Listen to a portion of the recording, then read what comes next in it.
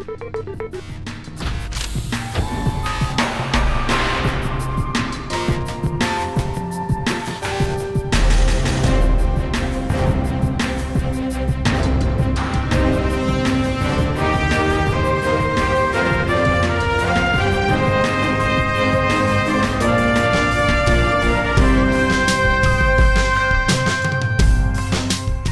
everybody, welcome to BrickVault. Today I've got an amazing LEGO custom creation to show off to you guys. This is the minifigure scale ATTE, or All-Terrain Tactical Enforcer. Probably one of the coolest vehicles to come from the Clone Wars era. In terms of a walking vehicle, it makes a lot more sense, I personally think, than an AT-AT, being much lower to the ground and having 6 legs instead of 4. And on top of that, it feels like it's got a lot more firepower as well as some small arms on the rear, so it can't be snuck up so easily from behind. It holds 20 troops, has a mass driver cannon, and it really puts the word all-terrain to the test, considering it is vacuum sealed, and they used that tactic more than once during the Clone Wars. Anyways, we are going to be talking about this amazingly detailed LEGO model. Fits perfectly to minifig scale, built by David Buckles, and you guys might have been able to guess it, but yes, you can buy the building instructions at our web store if you wanted to build this model yourself. That's www.brickvault.toys.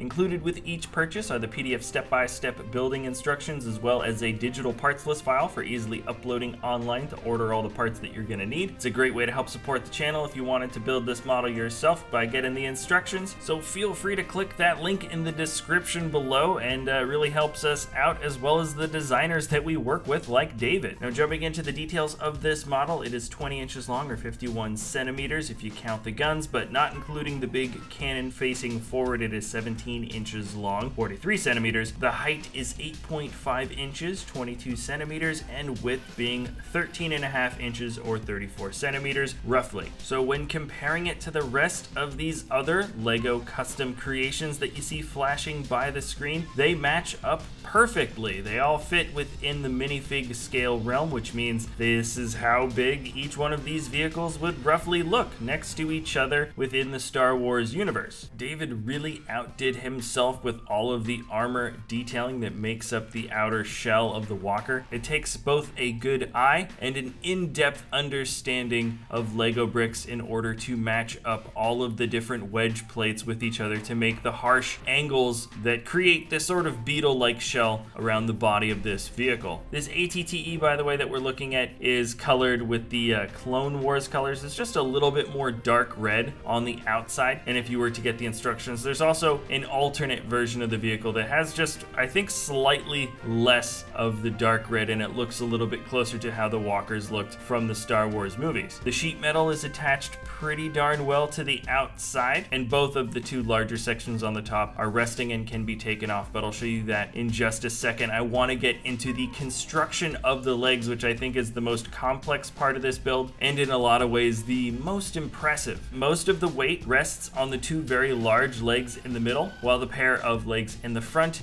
and back work to roughly stabilize this thing, and they don't offer a huge amount of support. The front a little bit more, there's a little bit more weight in the front, but for the most part they serve to balance out the vehicle in general, and really all that weight is resting in the center. There is some posability to the walker's legs. Some parts do eventually get a little bit loose, and I find myself pushing the Technic axles back into the center point of the body after I've been twisting the legs back and forth for quite a bit. So for the most part, this function works really well. What David did is he designed the legs to have that split right in the middle of what I would say is the femur section of the leg. This applies to both the middle and the front legs as well as the back ones. And then in order for me to show you guys a little bit of how these legs are constructed from the underside, I have taken on a shot that oddly reminds me of Starship Troopers. And here you can see just a slightly better angle. It's a series of ball joint pieces attached with some Technic axles, and they're all neatly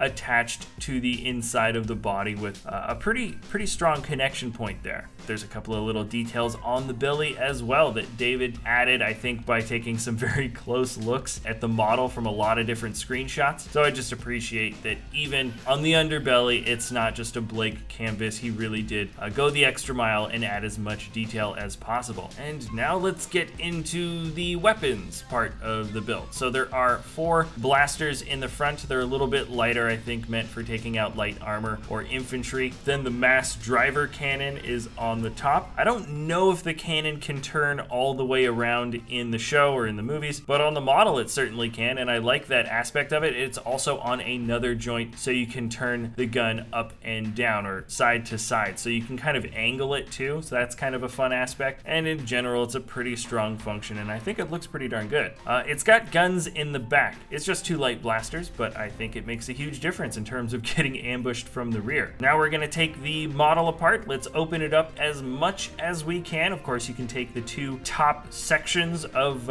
brick off the top, and then this is what the cockpit looks like. It just slides out. It's great. Those little plate pieces with lips on the edge just kind of track into the inside, and David has some excellently hidden little walkways or ramps, 2 on both sides, so that's 4 in total. The cockpit can fit 2 pilots sitting down there. I've sat them down so you can kind of see what they look like. The detailing's pretty basic, but I'm glad that he has actually created the space in order to fit all of these guys, and it slides back into place with just a little click. Now here's the rest of the model from the top. I'm going to be showing you guys a bit of the interior first without any figures on the inside. This walker can hold 20 guys according to what Wikipedia does. So these are 6 seats in the back as well as 2 gunner seats, another 6 seats in the front with another 2 gunner seats that are a little bit hidden there. You can't see them quite as easily. There's some awesome detailing also that shows a little bit of like a circular door, like if you wanted to walk between the 2 riveted sections of the front of the walker or the back of the walker. Bunch of clone troopers are inside now. I didn't actually have 20 spare guys lying around, but you can see that there's actually plenty of space to have figs on the inside and probably can fit more than 20. David has also added some clip pieces. You can see some blasters along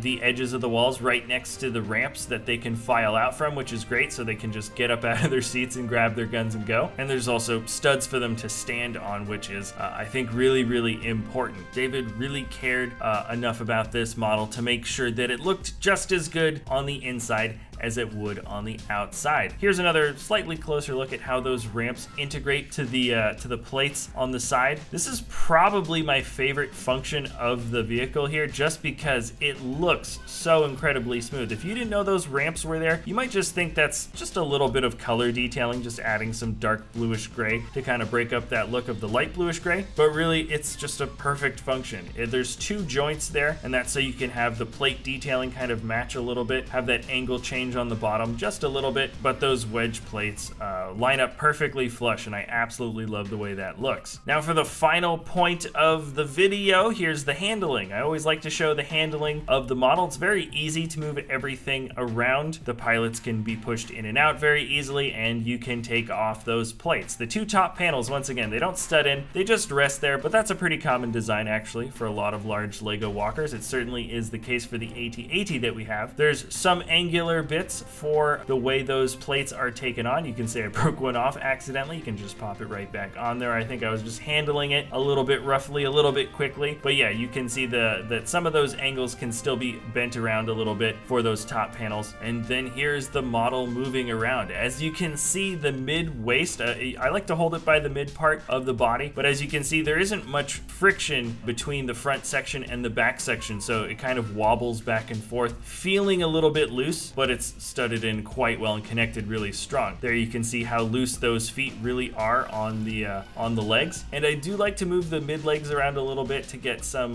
posing for those center sections, and also the front legs. They can move a little bit, not that much, and every now and then when I pick up the model, I do like to just test to see and make sure that those axle joints haven't gotten a little bit loose, because they have popped out I think twice since playing around with this model for the past week or so. So it's just one of the things things that you have to pay attention to for this particular model. We prefer the slight bit of delicacy as a trade-off for an amazing, amazing looking Lego creation, because we just don't play around as much with the models like we used to when we were kids. So we're just happy to have some amazing looking Lego creations that we can feel comfortable moving around, or comfortable having somebody pick up that doesn't necessarily know much about the model. Like, it doesn't have a lot of finicky, weird things like saying, oh, please don't touch this part or the whole thing will fall apart. That's definitely something that just isn't going to be an aspect with this model or anything else that we like to build. So anyways, guys, I think I've said everything I want to say about this ATTE walker. I know David has put a ton of time into the creation of this model, and I think he really knocked this one out of the park. Before you guys ask, yes, he is working on a dropship,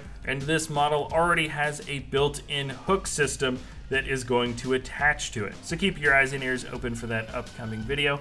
And remember, guys, if you enjoy our content, you can always like or subscribe. If you want to build this model for yourself, you can find it at our web store. That's www.brickvault.toys. And let us know what type of models or creations you'd like to see us do in the future. Thanks so much for watching, and we'll see you next time at BrickVault.